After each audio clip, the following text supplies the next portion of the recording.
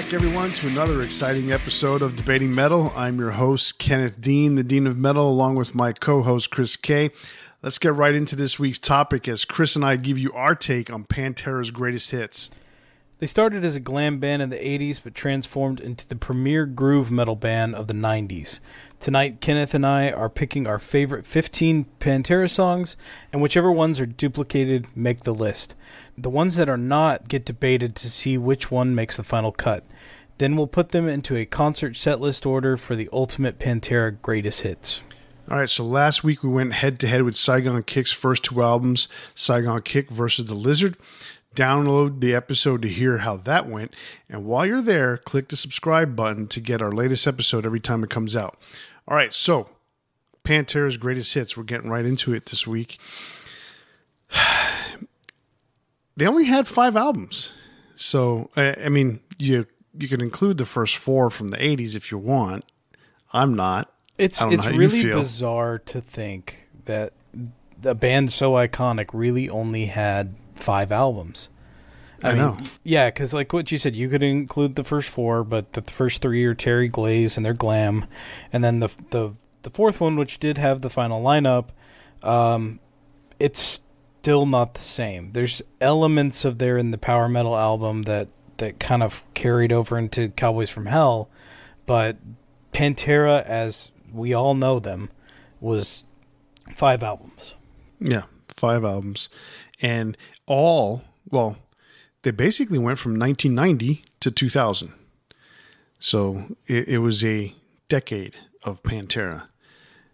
And it was a good decade. Trust me, they were on top. And we're gonna go over those 15, or we're gonna go over what we think are their greatest hits. And you've got your 15, I've got my 15, and we're gonna figure out which ones overlap. I think this one's going to have the least amount of debate in terms of what songs get on there. This is probably going to be, I'm going to go over under at 3. Okay. Last week, or the last one we did, which was Alter Bridges, there was 6. So I'm saying there's going to be a lot of overlap on this one. That's my guess. I'm a little concerned about that, but we'll see. I mean, if there's not a lot, there's not a lot to debate. Yeah. We'll just have to really, really, really, really debate the finer points of those 6 songs that we don't get to choose, that we have to fight over. All right, so I think you should go first on this because I've been going first a lot lately. Okay. All right. So I'm just going to do this chronologically, just like I would normally do, starting from Cowboys from Hell, because I didn't pick anything from the first 4 albums. But from Cowboys from Hell, I've got the title track, Cowboys from Hell, Psycho Holiday, and Cemetery Gates. From Vulgar Display of Power, I've got Mouth for War, A New Level, Walk, and Fucking Hostile. And as I've said before, that was my favorite album from Pantera. Then from Far Beyond Driven, I've got Becoming, 5 Minutes Alone, and I'm Broken. From The Great Southern Trendkill, I've got 13 Steps to Nowhere, Living Through Me, and Suicide Note Part 2. And then from Reinventing the Steel, I've got Revolution Is My Name, and I'll Cast a Shadow. You know that there's going to be more than 3. I can tell you right now. I've always joked about this when with certain things and certain bands. You know how I always said I was like very cursory kind of fandom for certain bands? Mm-hmm. I would venture to say that my level of fandom for Pantera, as much as I like the songs that I like, and which I really, really, really like, mm-hmm. There's certain songs on their albums I just can't get into. Okay. And so in reality, when I listen to their albums, I listen to the 4 or 5 songs I like, and that's it. Like, I don't listen to the whole album. Very rarely. You know, will I let it play and listen to the whole thing. Okay. So, you know, the songs that you picked, you know, some of them like, oh, I know which songs you're talking about. And I'm like, wow, I'm surprised that you picked that song, blah, blah, blah, blah, blah. So as I was saying, my list is definitely, I was completely wrong with what I said at the beginning. There is more than 3, so I lost that bet whatever that bet was. I'm surprised, actually. So let me go ahead and give you my 15. And everyone's going to kind of recognize every song on this thing. All right. Same thing, chronological order. Going from Cowboys from Hell. Cowboys from Hell, song number 1. Cemetery Gates, number 2. Then on to Vulgar Display of Power. Walk, number 3. Fucking Hostile, number 4. And This Love, number 5. And also a song that came out on their anniversary edition is the song Piss. I actually think that's a pretty cool ass song. Number 7, Becoming, 5 Minutes Alone, I'm Broken, and Slaughtered, all off of the Far Beyond Driven. And then from the Great Southern Trendkill, there's War Nerve and Drag the Waters. And then off of Reinventing the Steel, there's Goddamn Electric, Yesterday Don't Mean Shit, and Revolution Is My Name. So yes, there is definitely some stuff to debate. A lot to debate. I'm happy about it. I was a little nervous because I was picking a lot of stuff, and I was like, you know what? I hate to just pick stuff that was singles, and a lot of it that I picked were the singles, but they're good songs. So it's like, what do you do? You know, I mean, there's always a chance that if we do this, we're gonna match up pretty dang closely, and we might only have to debate like one song, one or two, you know. And yeah, so it's been pretty funny because that hasn't really happened. Yeah, that's but it's funny, and our big four oftentimes were really similar. So exactly. And what's funny, I think that the closest we had to doing something like that, I think we did 4 songs, 4 or 5. I can't remember who that was. Well, okay, so. As the way it goes, for those of you listening for the first time, we will pick one song each from our list that we want to keep. And then we will take one song each from our list that we not want to get rid of, but that we will allow to be removed. We'll be willing to, yeah. That we're willing to. And then we're going to pick one song from the others list that we want to keep and one song from the others list that we will remove. That will leave... Well, in this particular case, that's going to leave still several songs. So then we'll probably go back to picking a song that we want to keep. And then when there's only, I believe it's only 2 spots left, that's usually just means there's 4 songs. Then at that point, we punch each other in the face and we figure out which ones we want to keep. So that's the part I'm looking forward to. You are looking forward to that one. I hear you. All right. So... the songs that are duplicated are Cowboys from Hell, Cemetery Gates, Walk, Fucking Hostile, Becoming, 5 Minutes Alone, I'm Broken, and Revolution Is My Name. All right, so for my list, the songs that don't cross over were This Love, Piss, Slaughtered, War Nerve, Drag the Waters, Goddamn Electric, and Yesterday Don't Mean Shit. From your list, it was Psycho Holiday, Mouth for War, A New Level, 13 Steps, Suicide Note Part 2, I'll Cast a Shadow, and Living Through Me. So, I believe I went first last time, so this is your turn to go first again. Okay. All right, so I definitely feel like I want to keep something from those first 2 albums, probably more over some of the later stuff, because we do actually have a little more crossover there as far as like the amount of songs we chose from those albums.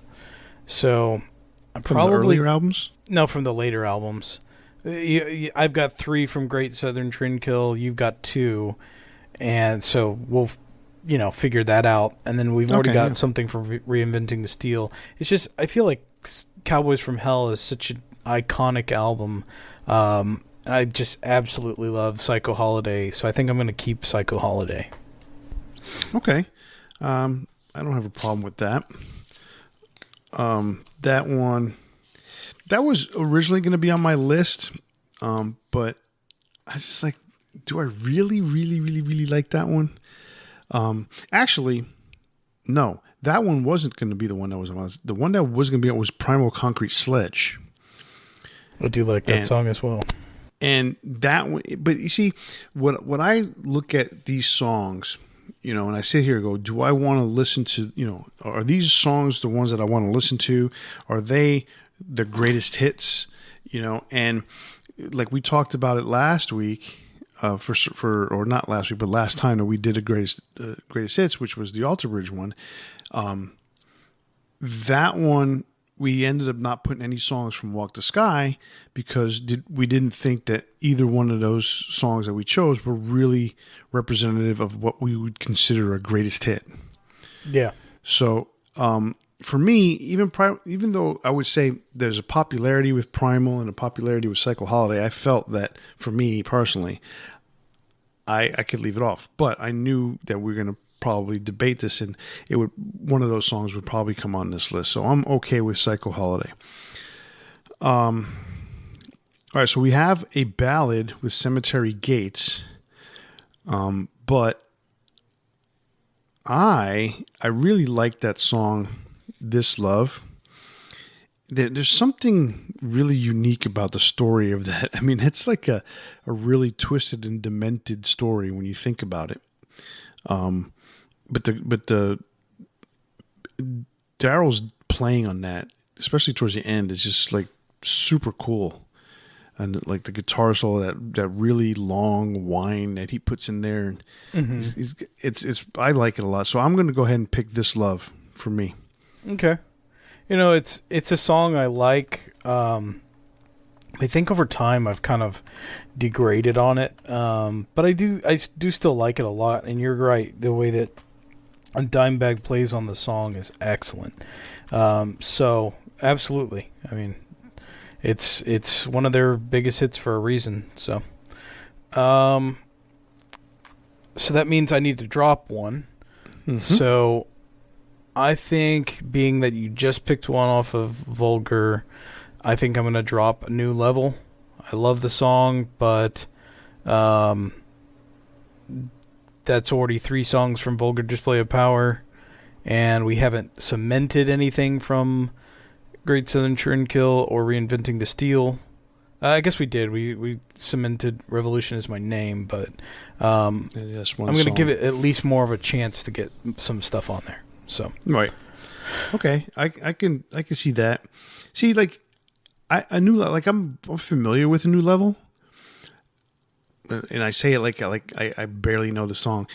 I've heard it a million times, it's that type of thing. But to me, like Mouth for War is a better song to me than A New Level.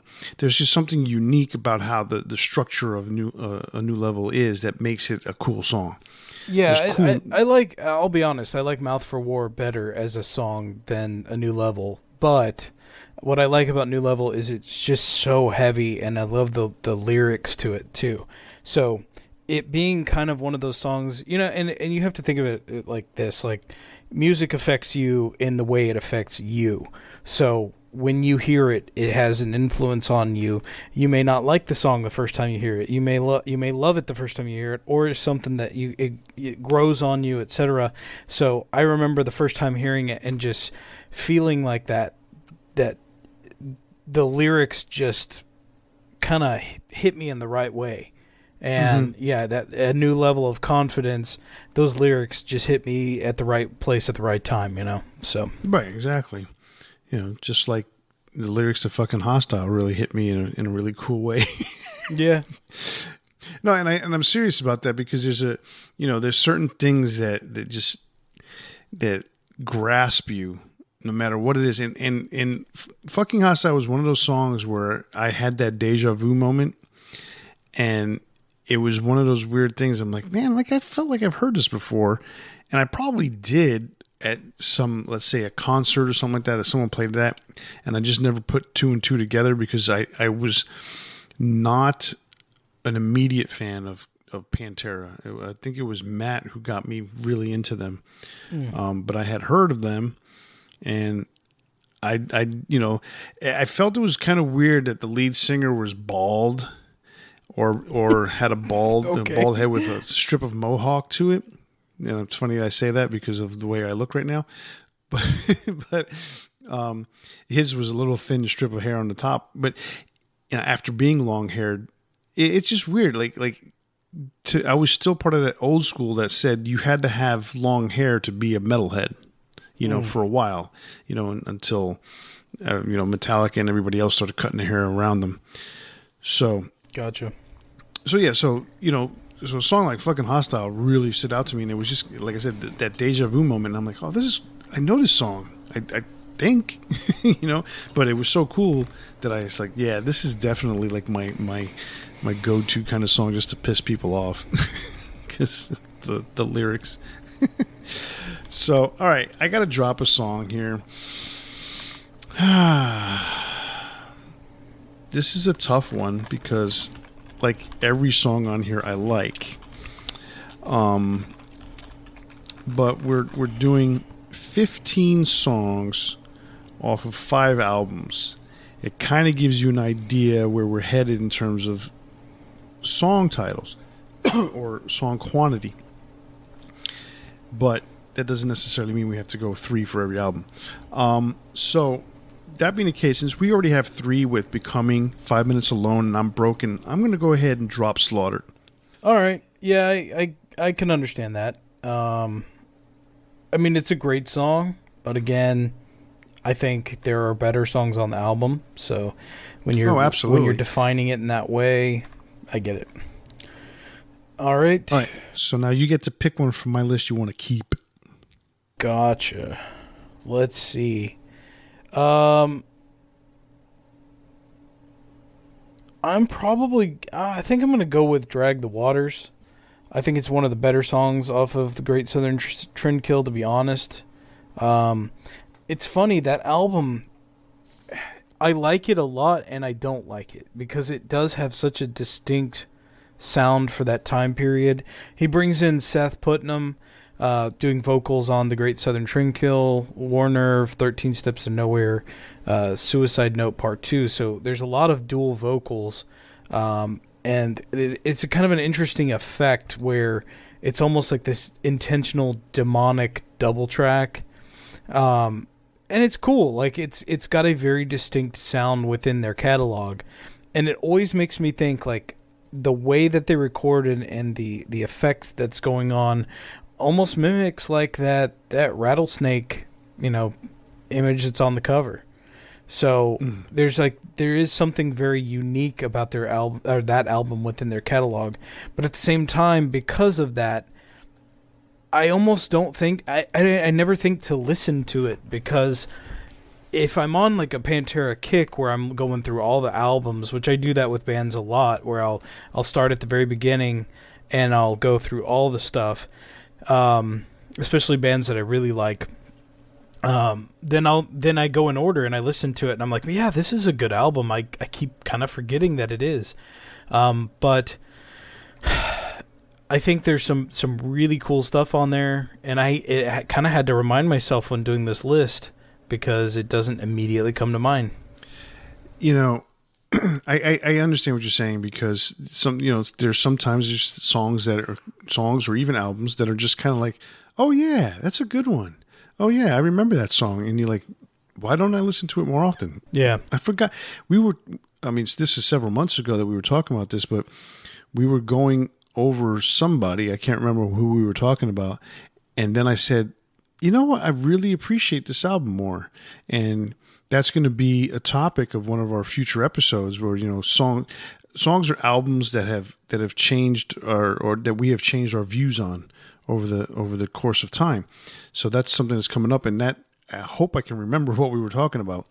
But it was a cool thing, because like I remember you specifically telling me, oh, I'm really glad that you are listening to that again, because it's a good album. I can't remember what we were talking about. Yeah.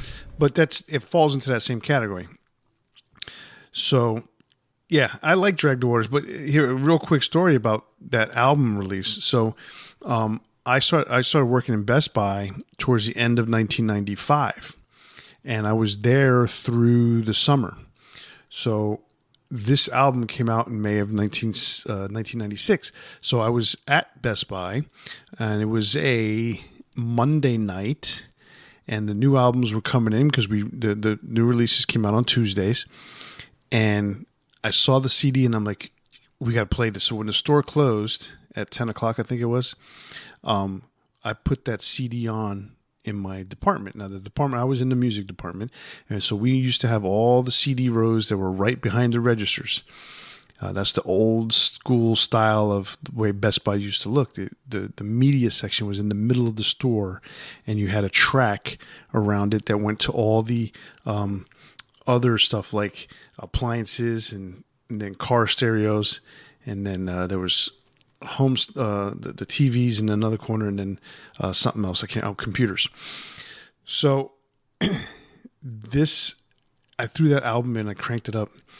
And of course, you know how the song starts with the Great Southern Trendkill. Mm-hmm. And it was quite the shock when that went on. Everybody just kind of looked towards me and shit. And I was like, yeah, this is pretty cool. I didn't think they could get any harder, but shit, they did. you know? That was always the thing, was it with every album, for better or worse, they got heavier. Mm-hmm. It's kind of mind-blowing, because you think... Yeah. Once they get to even Vulgar Display of Power, you're like, damn, this is so heavy. How can they get... And then Far Beyond Driven comes out, and you're like, okay, they got heavier. And then Strength Beyond Strength was this incredible song that starts off the album. This great start to an album. Then, what can come next? Yeah, and then they just kept going. So, yeah, so that was pretty cool. All right, so now I got to take a song... or pick a song from your list that I want to keep. Oh, that's a tough one. I think I'm going to keep the song Living Through Me, Hell's Wrath. And that's another one off of Trendkill, which is filling up quickly, that album. But yeah, I think that for me, between that and one other song, those are the two I would like to keep. I'm going to go ahead and keep this one for now. I love that song. It's really interesting because it's very heavy, but it has that kind of breakdown section in the middle that it's kind of a staple of that album where Phil kind of starts speaking in almost like a guttural voice, right? And it's a cool effect, but I think that's one of the best put together songs on the album in that way. Okay, all right, you're up next with picking a song that you want to keep. Oh no, that you want to remove from my list. Excuse me. Let's see. Man, that's a tough one. I think, though... So, I like the song Piss, but at the same time, I don't love it. And I think it kind of got left off for a reason. I understand bringing it back and releasing it. It's cool just to have that additional material, because they only did release the 5 albums, and there's really not another chance of them ever doing it again. I mean, there's no chance. So I don't know why I said there's not really a chance. There's no chance. So it's cool to have that, but at the same time, I don't think it's worthy of being on the greatest hits, in my opinion. So I'm going to remove that one. Just stick a dagger in my heart, why don't you? No, I get that, and I totally understand that. That's one of those. It's a bonus track for a reason. Yeah. It definitely fit in the time frame that obviously that the song was written, and it fits on that album per se. Even though it's probably the not the hardest of the songs on the album, so it almost more like it fits somewhere in the Cowboys from Hell range, and it may have been a song from Cowboys from Hell, but they probably kept it for Vulgar only because they didn't have anything else after that. Could be. After reading some interviews with Phil, he said that realistically, there's that's the reason why Far Beyond Driven doesn't have any new songs on it, is because there are none. There's nothing left. So it was Piss, and there was a song that was that's on Cowboys from Hell that was released with this 20th anniversary edition. A song called "Will to Survive," which you could tell is kind of like a song that was left over from like the power metal days. Yeah. Because, if everyone knows out there that the first album, they had just transitioned into the band that they would become. And they still had, like, Phil was still doing the whole screaming 80s vocals kind of stuff on that album. Yeah, you wouldn't have a song like Cemetery Gates appear on anything after because they had shifted very well away from that style.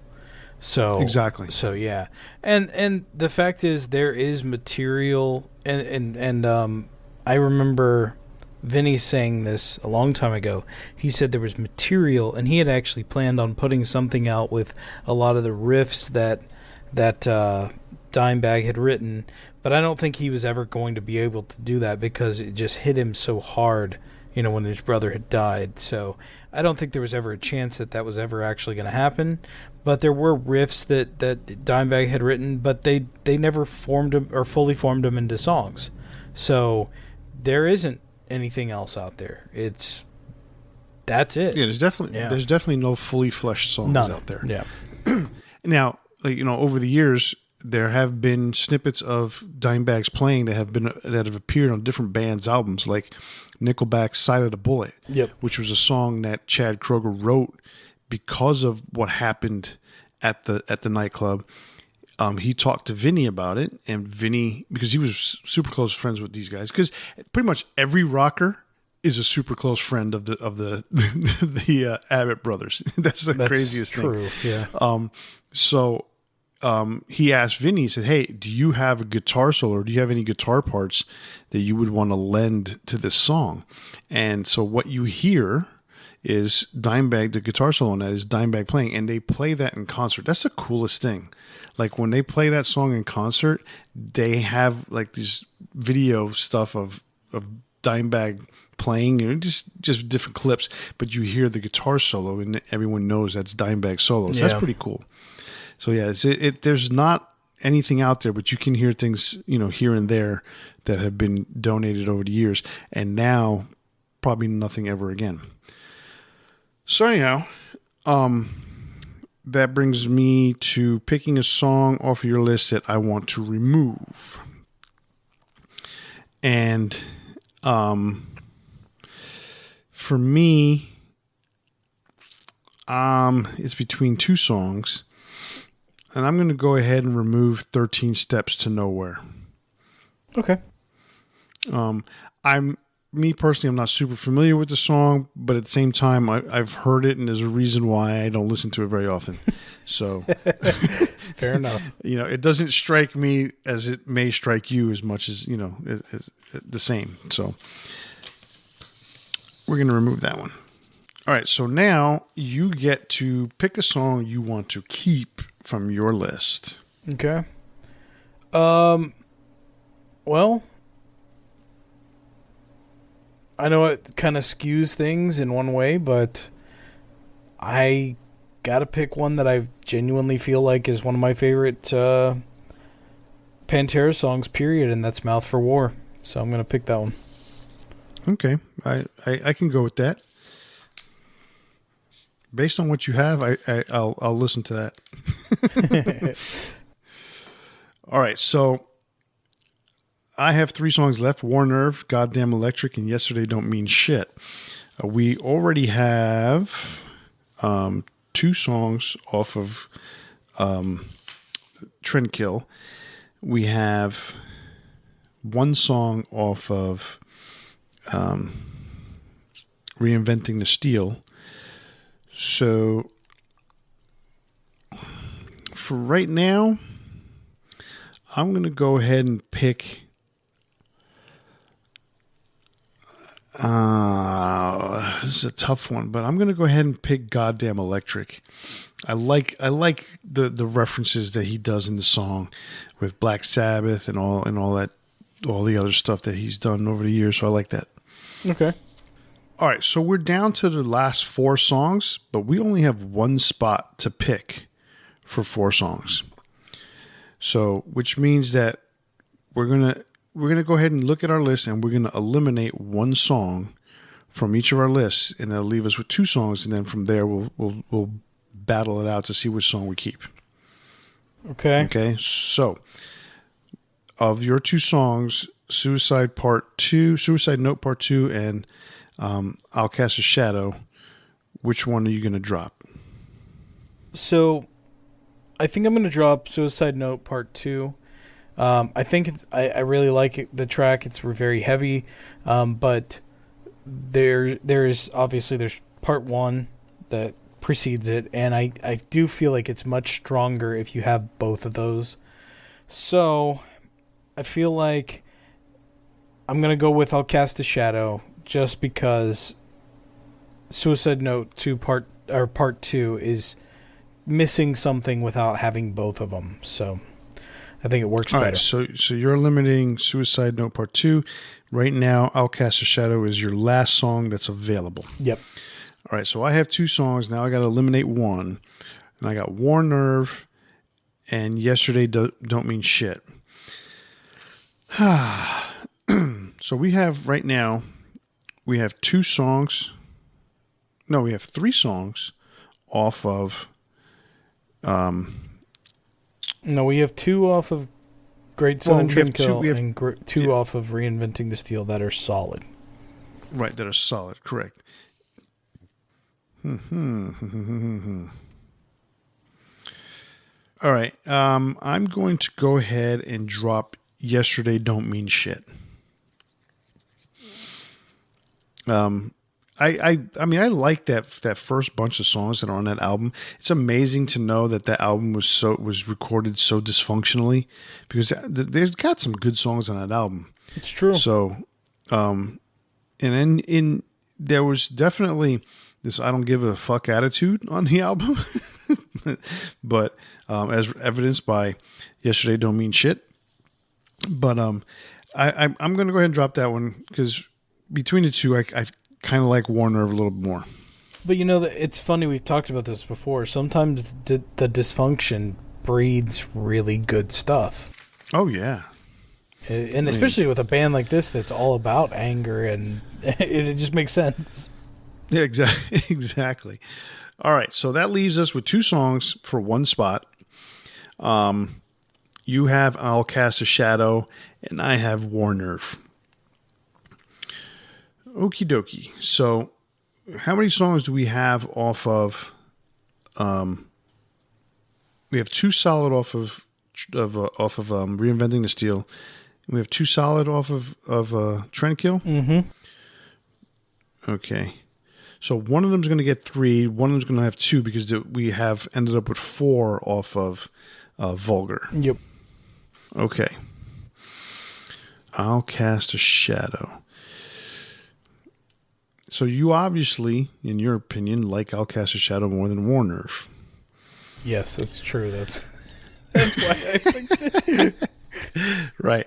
All right. So, I think I'm going to be the big man, and I'm going to go ahead and give up on War Nerve.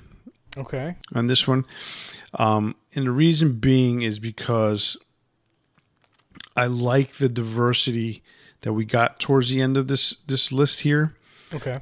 Because there definitely were a bunch of songs that you and I differed on that we ended up, obviously doing this whole thing, collaborating on and keeping certain songs. So, War Nerve, it's a good song. I like it a lot, but I like Drag the Waters more. So I have no problem giving up on that one.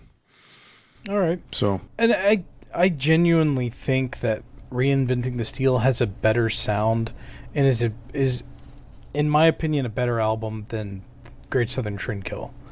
I think Great Southern Trendkill is a really good album, but it also is somewhat gimmicky with its sound, with that kind of demonic, dual track aspect to it that is used a lot in that album. And then there's those kind of low guttural spoken parts too that kind of carries on throughout the album, where I think Reinventing the Steel is just really heavy. So I kind of like Reinventing the Steel better, even though it is, the result of a dysfunctional recording. Yeah. We talked about it, we joked about it recently with the whole thing with Fleetwood Mac. Yep. Talk about dysfunction. Everybody's banging each other and then cheating on each other. Mm-hmm. And then, and I love the memes that are out there. Huh? And then they put out their greatest album. Exactly. Yeah, I love the memes that are out there. Where it's like, was it Taylor Swift or all these women? They write songs about their ex-boyfriends. Oh no, Stevie Nicks wrote a song about how her ex-boyfriend cheated on her, and he's still in the band, and she's going to make him record the song and play it live every day. Mm-hmm. It's like, boom. Here you go. So those things like that are hilarious. So yeah, I totally understand the dysfunction. Everybody's like that. I mean, shit. Megadeth is dysfunctional. I was going to say Metallica wrote a great album, but they didn't when they were dysfunctional. They wrote Saint Anger. That's true. But you know what? I was reading an interview the other day, and someone sat there and said, if you really look at it, okay, and listen, you got to put. I mean, and it's hard. You put the production aside, okay. Some of the stuff that James sings about is really fucking deep. And not a lot of people get it because they dismiss the album right away, but there's a lot of shit in there that's really, really deep and thoughtful. Now, on the flip side, what keeps it from being listened to on a regular basis is because of the crazy sounding album that it is, and yes, they took shortcuts. They cut and pasted stuff here and there so they didn't have to re-record it or record again, and it's just the way it was. Sometimes those things happen. There's plenty of bands out there to do it, but you're such an apologist. I know I am. But but it's true. I mean, look, my friend Matt is most likely going to go see Motley Crue. Okay, next year. Are we fully aware that a lot of times Nikki Sixx's bass tracks are played live and he's not really playing bass? That's the most known rumor about Motley Crue. Do we know that they have backing tracks played during their time, during their shows for background vocals? Absolutely. Do we see it with Fozzy? Yes. Do we see it with Kiss? Yes. Even though they say no. Well, too bad. I can tell. All right. Everybody does something. He's really worked on his ventriloquist act over the last, Who, Paul? Yeah. So that's why his vocals don't always match up with what his face is doing. Yeah, because he's worked on ventriloquism for years. I mean, it's just the way it is, man. Shit happens to every band, and I have to, hell, look at even Iron Maiden. What was it? Not Fear the Dark, the one before that, No Prayer for the Dying. That was relatively dysfunctional. They lost Adrian Smith. Yeah, Bruce Dickinson wasn't a very happy. Good album. No, it wasn't. But it was better than Fear of the Dark. A hell of a lot better than Fear of the Dark. Debatable. They had more songs that were likable on that album. I think both albums. That's maybe one we need to debate because honestly, it's we'll do Fear of the Dark versus No Prayer for the Dying. We'll figure that one out. Yeah. Although there's way too many songs on Fear of the Dark. There's like 15 songs for no reason. That's true. Anyway, we have gotten down to our 15 songs. And so let's go over the list real quick. We have Cowboys from Hell, Cemetery Gates, Psycho Holiday, Walk, Fucking Hostile, Mouth for War, This Love, Becoming, 5 Minutes Alone, I'm Broken, Drag the Waters, Living Through Me, Goddamn Electric, and Revolution Is My Name. That's a pretty damn good concert. So now we got to put it in to see how we want to hear these songs in a concert setting. Yeah, the only downside about these lists that we always put together is it's like I really want to see that concert. I know. And this one we'll never see. So That's it's true. unfortunate. Yeah. But, we've got some... you know what I got to check? I have a video from when they did... this was Foundations Forum. And I have a video, a VHS tape of Pantera playing the Foundations Forum, which they released some of the songs on some of these anniversary editions. So I have that video. So I haven't seen that in forever. I wonder what it's like. Yeah, definitely be worth checking out. I'm pretty sure it's on YouTube, and I just never noticed. All right, so I'm going to go ahead and pick the first song of this concert. Ah, man, that's an interesting one.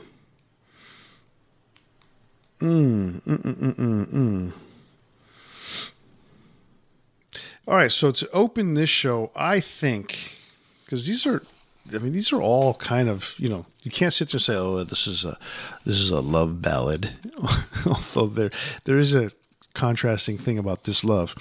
I'm gonna start with "Revolution Is My Name." Okay, what do you think of that one? It's a surprise, but yeah, it's about as heavy as you're gonna get, and why not start off just blasting your face off? Rob Halford. Yeah. All right. So, "Revolution Is My Name." All right. So, let's see. Well, the thing is that there's not going to be as much of ebbs and flows, We always kind of talk about that, like we'll speed things up, slow things down. Pantera doesn't do a whole lot of that. So, picking an order here is almost more difficult in a way, because you got to think about where the big hits kind of land. Right. So there are songs that are definitely better than others on here. I mean, who's gonna say "Walk" isn't one of their best? So it's about where do you place those in the grand scheme of things. So, correct. We're starting off from "Reinventing the Steel." Why don't we follow that up with I'm kind of thinking "I'm Broken" off of "Fire Beyond Driven." Yeah. Really? It's kind of an odd one, but I'm kind of thinking about the way that everything needs to kind of lay out in structure. And that one's it's so heavy. It's a little slower, but it's heavy. Okay. I'll go with that. Wasn't thinking that one, but I'll go with that. I mean, you've always got your veto, so you can hold on to it. And because, you think about, like, if you go over all the favorite bands that you have, because the ones that are not your favorite bands and you go to their concerts and you enjoy their shows, you don't really pay attention to how they lay out their shows. Mm-hmm. But, when we go to see an Iron Maiden or we go to see a Metallica, you kind of understand how they lay out their shows and why they're laid out that way. Yeah. Right. So, you kind of can guess what kind of song is going to come next. Some bands have a method. Some bands have a style. Pearl Jam always starts shows off with slow songs. It's just their way to kind of, get you in the mood, if you want to put it that way. Metallica always starts with something from the first song of the album, unless it's an in-between tour, and then they usually start with Creeping Death. Yeah. It's just weird. But, Maiden always starts off with some sort of album opener. Even if they're in between tours, it was an album opener for that type of tour. So like this one, they did Aces High on Legacy of the Beast, so, in this particular case, I think "I'm Broken" is it's pretty good because it's a hit. And at the same time, it's not a fast song. Yeah. I mean, you're starting off with something a little heavier and then kind of still maintaining that energy, but slowing it down just ever so slightly. Right. So now you've got the way that song ends, is really, it chugs itself out. So what can we put with it that would kind of keep it going? That's the question. I'm going to sit there and say Drag the Waters. Okay. Picks up the tempo just a little bit, but not that much. Yeah, I think that's a good pick. It's kind of leaving a little bit more room for some of the bigger hits. We're keeping the pace going. Starting, we started off with a song from the very last album. Now we've got something from the middle, and then something from the second to last. So we're kind of starting off on the later end of the career, which makes sense. Right. If you're going to go with that direction, might as well kind of keep the trend going the trend kill going. All right. So for let's see, for track 4, typically you would go a little slower. You would go something a little softer in a way. There's not a lot of softness to Pantera. However, we do have 2 songs that are relatively slow. That's true. However, and if you think about it in the concert setting and what Phil's vocal capabilities became over time, you might want to throw in Cemetery Gates right here. Before it's too late. Before it's too late. Okay, and that one relatively, it picks up, but it's not like super fast towards the second third of the album, I guess you could say. Yeah. Excuse me, of the song, and then it kind of slows down again. So that's a good one because then you can get a pick me up kind of song. And I think a good song to follow that would probably be 5 Minutes Alone. What do you think? I'm good with that. Yeah, I think that's a good place for it. All right, your turn. So why don't we take something off of Vulgar Display of Power because of the listing that we have here. We've got 4 songs from that album, and we're at the not the midpoint, we're at the 1/3 point. So we've got 5 Minutes Alone. Then why don't we go with... That's a tough one. I'm at a loss, man. Well, you were in a direction of doing something off of Vulgar. I figured the most appropriate one would be A Mouth of War or Mouth for War. Yeah and no, because Mouth for War, it's an opening track, so it does have that feel of like you either start off with it or you follow something up that's a little bit slower, right? Okay. So then you have This Love, which I'm really good with placing just about anywhere because, again, this is not like this is a Pantera show. There's no like, oh, this is the big ballad moment, It's right. Like this Endless Love is not really, it's a ballad, but it's not a ballad, right? So it's a ballad for Pantera, right? But it would be one of like the heaviest songs from somebody else. So that's the other part of it. And then you have Walk, which I don't know if we're holding on to Walk for anything. I would. Yeah, I'm good with most of the placement of a lot of this stuff being just about anywhere. However, obviously you don't want to end things off like the whole show with like Goddamn Electric. That wouldn't exactly work. So, and then Fucking Hostile, I almost feel like has to immediately follow something slow or slower because it's an energy jolt, So I'm kind of leaning towards, honestly, either Psycho Holiday or This Love. What do you think? I would go with Psycho Holiday. Okay. I would go with Psycho Holiday there because I know what you're getting at with that, and I was just put a little bit of spacing in between Cemetery Gates and This Love. Okay. So what about this? And I'm gonna, if you agree to this, then I'll use my veto for this. Then what about, instead of 5 Minutes Alone, we push that one down and Psycho Holiday down, and we put Mouth for War following Cemetery Gates.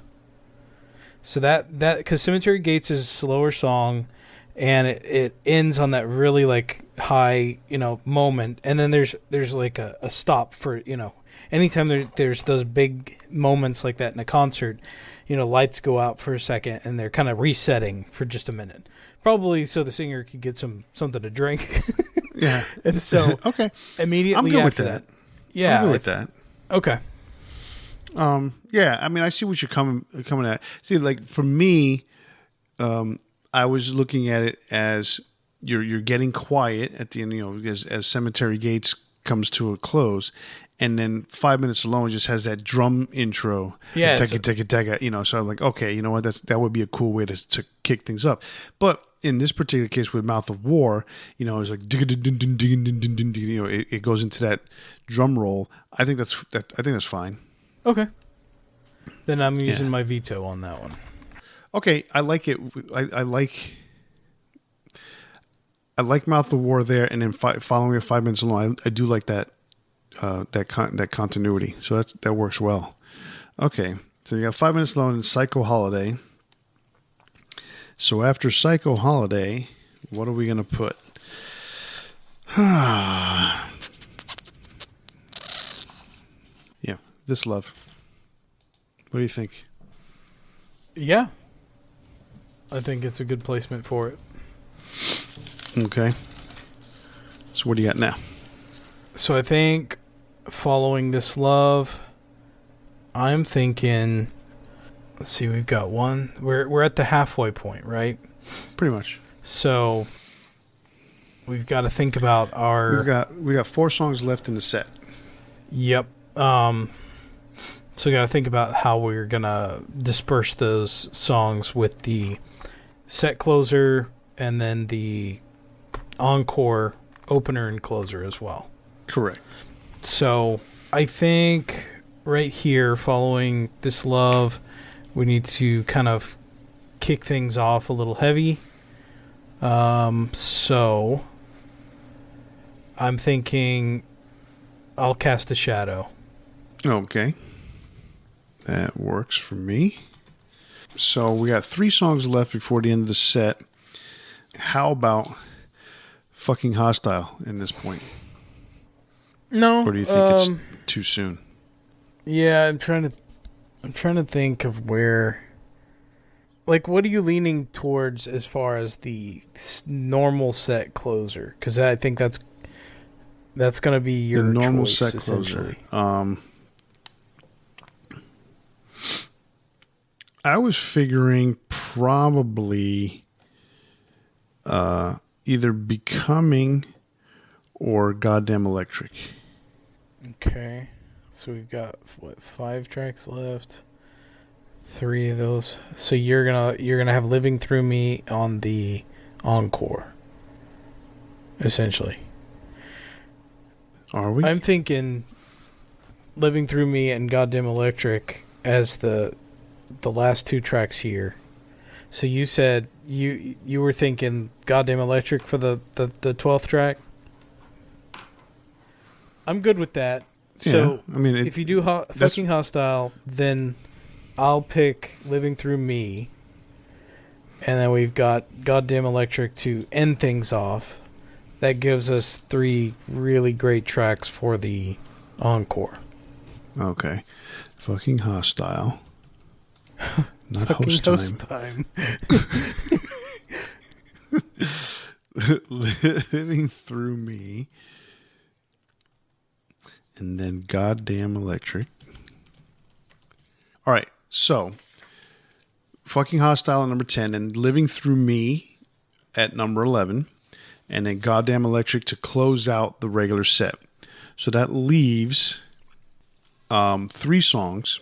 We've got Becoming, Cowboys from Hell, and Walk. And those are 3 really good songs. As our encore songs. Yes. So basically, you got 3 songs. You have an encore, a mini concert. You have this opener, a middle song, and a closer. What are you looking at as opening the encore? So I think, to me, it's either going to be Cowboys from Hell or Walk. And I honestly think Cowboys from Hell would be the best way to start it. Because, I mean, just think about, like, that first time you ever heard that song. And so, in this regard, the band has walked away. They're coming back on stage to that opening from Cowboys from Hell. And to me, that would be just amazing to see. So I think that's going to be the beginning of the encore. You and me are on the same exact wavelength on that one. Is exactly what I was thinking. I figured, the lights are out, everybody's cheering, and all of a sudden you hear tick, tick, tick, tick, and it just fucking crowd goes nuts. Yeah, that's awesome. And so that obviously puts it that Becoming would be the second song, and then you end the night off with Walk, and they just walk on home, boys. Walk on. I love it. Yeah, I'm totally on board. I like that. I like it. All right. Well, that's our 15 Pantera songs in order for concert set list. So let's go over what we have here. Opening the show, Revolution Is My Name, followed by I'm Broken. Song number 3, Drag the Waters. Song number 4, Cemetery Gates, followed by Mouth for War. And then 5 Minutes Alone, followed by Psycho Holiday. Song number 8 is This Love. Then comes I'll Cast a Shadow, followed up by Fucking Hostile, Living Through Me, and closing the main set is Goddamn Electric. And then coming out for the encore, we have Cowboys from Hell, Becoming, and closing the show is Walk. I like it. I want to see that show. Yeah. I would love to see that show. Excellent. Excellent. All right. Well, that brings us to our big 4 for the evening. And I don't think we mentioned what the big 4 was going to be at the beginning of the show. So this is a little different because when this episode drops, it's going to be Christmas week 2021. And I think we're going to do the big 4 Christmas albums that we've got. Last year we did big 4 Christmas songs. So this year's big 4 Christmas albums. Next year we have no idea what the hell we're doing because it's such a limited amount of Christmas stuff. There's not a lot of metal Christmas stuff. No. So we might be going into an in-depth analysis of Christopher Lee's Christmas for all you know. So. His 2-song EP. 2-song EP. Oh, dude, that is hilarious. His deep voice is so funny on that. Mm-hmm. All right. Well, since this is the day to start things off, you get to go first because I know I went first last time. All right. So this was kind of tough for me because there's only a couple that I remember from listening to for, a long period of time. Every year I would listen to my number 1 on a regular basis. And then growing up, I would listen to my number 2, but the others were more recent and Christmas music. That was kind of my mom's thing. By the end of the season every year, my sister and I would be going insane from listening to the same old songs over and over on the radio. So we were never really big on Christmas music as much as, say, some of the Christmas movies. So this was a interesting list for me, to say the least. So I got to start off with my number 4, and that is A Twisted Christmas from Twisted Sister. It's a really fun Christmas album, and it's a Christmas album. It's just that. It's not like, one or two songs and then something else, like a lot of the ones that I sampled and tried to listen to. And this was them going all out playing Christmas music, and it's just a lot of fun. My number 3 is a very recent one, which is Rob Halford's Celestial. I don't think it's as good as his and this may be a spoiler alert, but I don't think it's as good as his other Christmas album, which I will talk about in just a bit. But I did really enjoy it, and I like that, he's this far along in his career. He's as aged as he is, and he is still just really loves doing what he's doing, and it shows. So he had a lot of fun with it, and that carries over to you, the listener. So if you haven't listened to that one, give it a chance. It is the right time of year to listen to it. So and then my number 2 was one that my mom actually got me into. So every year they would have the Trans-Siberian Orchestra on the radio, but my mom had the album from like 1996 or something like that, and so I grew up listening to that one, up until, I got older and moved away. But yeah, I always really liked Trans-Siberian Orchestra. It is metal. It's not, strictly metal. But what was the band? Was it Sabotage that the guys were from? Yeah, Sabotage. Most of the guys are from Sabotage. Yeah, so you've got the guys from Sabotage playing pretty awesome metal riffs in Christmas music. It's really fun. And then my number... Wait, hold on one second. I didn't even say the name of the album. Yeah, I was going to say, which album did you pick? Christmas Eve and the Other Stories, the one from 1996. Sorry, I said the year, but forgot to say the album. And then my number 1, as you may guess from my spoiler earlier, is Halford 3 Winter Songs. And I remember picking this up. This was actually the first Halford album that I owned, because I could not find the other ones for a long time. So I'll pick this one. Well, it was available. So, I used to I remember going to the record store and going in and looking for stuff, and, it was always hit or miss whether they had what I wanted. So a lot of times I would just pick what I found. And that's how I found a lot of other stuff. So, it was just one of those things where I was really getting into Judas Priest, and I had picked up a lot of what I could find of them, and then I was realizing, the Halford had his own solo career, and I had heard some of the stuff off of some of the other albums, but I wanted to physically own them as well, and I went looking, and the only thing he had at the record store was Halford 3. And so I didn't even listen. I bought it. I didn't even listen to it until like months later when it was around Christmas time. And when I did, I was like, this is cool. I really like this. But it is a Christmas themed album, so I never really listened to it, all the time. But I like it around Christmas time every year. Very good. Very good. I like that. There's a little bit of crossover. I will say this. I did not pick Trans-Siberian Orchestra only because, as hard rock and metal-ish as it is, there's not a lot of vocals on it. And it's funny because it's contradictory to one of the albums that I just picked. And I don't know if it's that, because part of the fact that it is instrumental, a lot of it, the instrumentation is not like they're playing, like they're jamming out guitar solos. Right? They're literally playing Christmas music, just kind of heavy. Yeah. Whereas something I'll talk about a little bit later is a little bit different.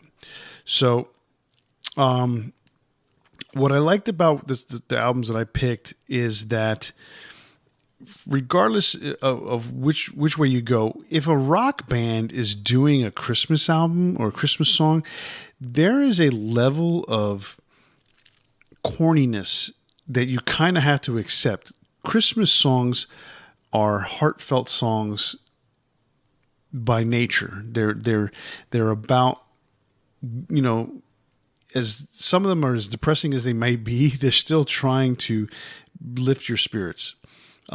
Because a lot of them are based on Christianity and faith.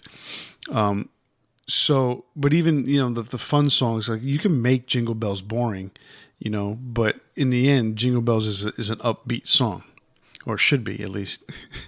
So, my not if 6 Feet Under plays it.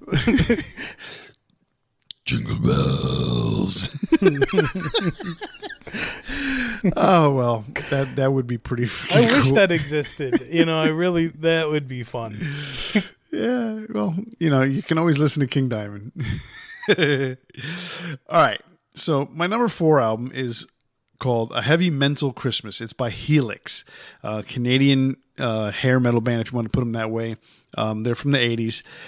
They have been together all this time, from what I understand, and it is pretty much a straightforward hard rock Christmas album, what you would expect by taking traditional Christmas songs and putting a hard rock twist on them.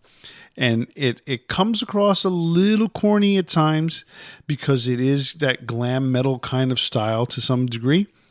But at the same time, it's a fun album, you know, and that's what you want to have when it comes to Christmas.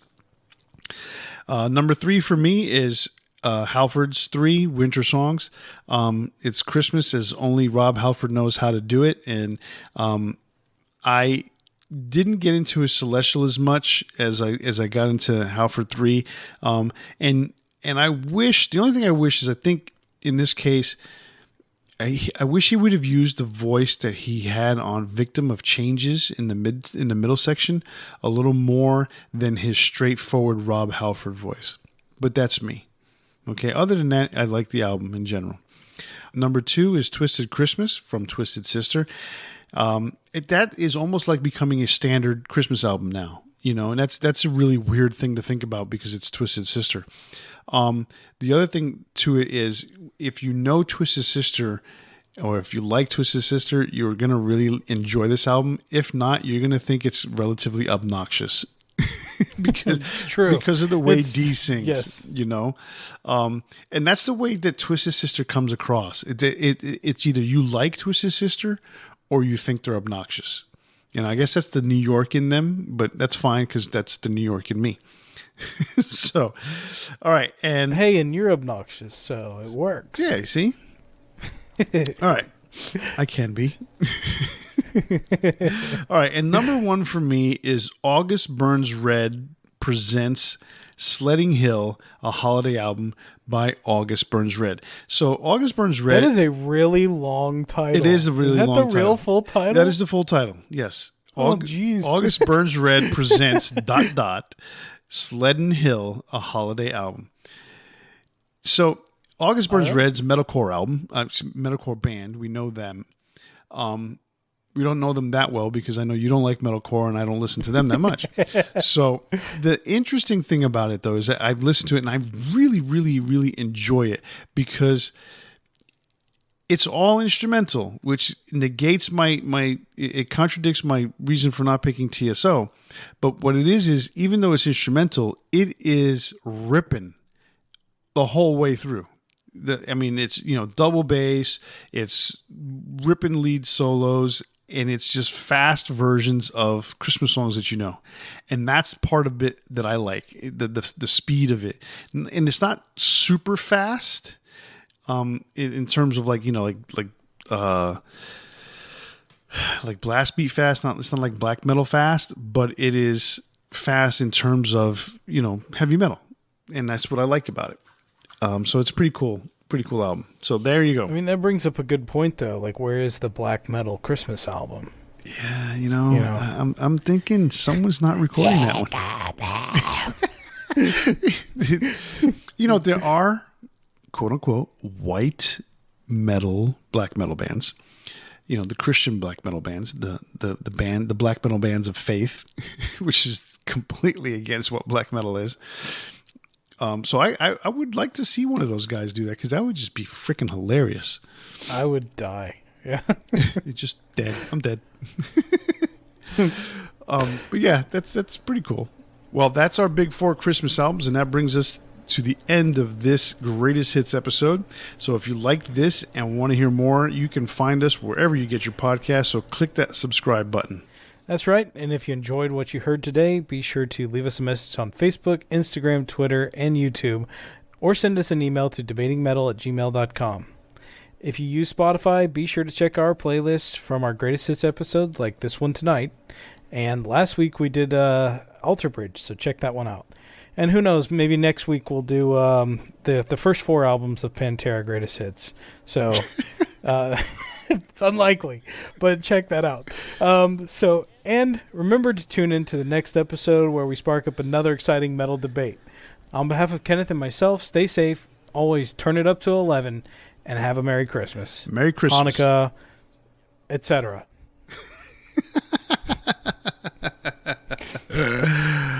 Wait, you forgot about Kwanzaa and Festivus.